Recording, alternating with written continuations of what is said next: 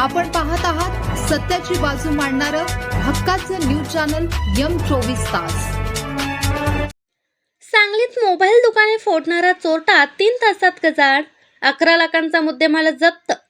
सांगली शहर व परिसरात मोबाईल शोरूम आणि दुकाने फोडणाऱ्या एका सराईत गुन्हेगाराला विश्रामबाग पोलिसांनी अवघ्या 3 तासात शिताफीने अटक केली आहे। त्याच्याकडून 11,09,686 रुपयांचा सर्व मुद्देमाल जप्त करण्यात आला आहे। 4 व 5 ऑगस्ट 2026 दरम्यान शहरात चोरीच्या 4 घटना घडल्या होत्या। या प्रकरणी प्रदीप देसाई, नंदकुमार भोसले, मनोज कुमार वारे आणि मोहन वाचाली यांच्या तक्रारींवरून विश्रामबाग व सांगली शहर पोलीस ठाण्यात 4 गुन्हे दाखल करण्यात आले होते। गुन्ह्याचे गांभीर्य ओळखून पोलिसांनी तातडीने तपास सुरू केला। पोलीस अंमलदार प्रशांत माळी, आर्यन देशिंगकर, योगेश पाटील व गणेश बामणे यांना गोपनीय बातमीदार आणि तांत्रिक विश्लेषणाद्वारे संशयिताची माहिती मिळाली।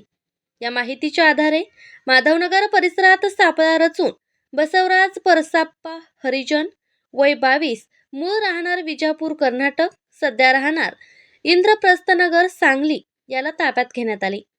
सखोल चौकशी दरम्यान आरोपीने विश्रामबाग येथील 3 आणि सांगली शहरातील अशा एकूण 4 चोरीच्या गुन्ह्यांची कबुली दिली। त्याच्याकडून चोरीचा संपूर्ण मुद्देमाल पंचासमक्ष जप्त करण्यात आला आहे। ही कामगिरी पोलीस अधीक्षक तुषार दोशी, अपर पोलीस अधीक्षक कल्पना बारवकर आणि उपविभागीय पोलीस अधिकारी अजय कोकाटे यांच्या मार्गदर्शनाखाली वरिष्ठ पोलीस निरीक्षक सुधीर भालेराव, सहाय्यक पोलीस निरीक्षक निलेश बागाव, पोलीस उपनिरीक्षक दिनेश माने व त्यांच्या पथकाने केली।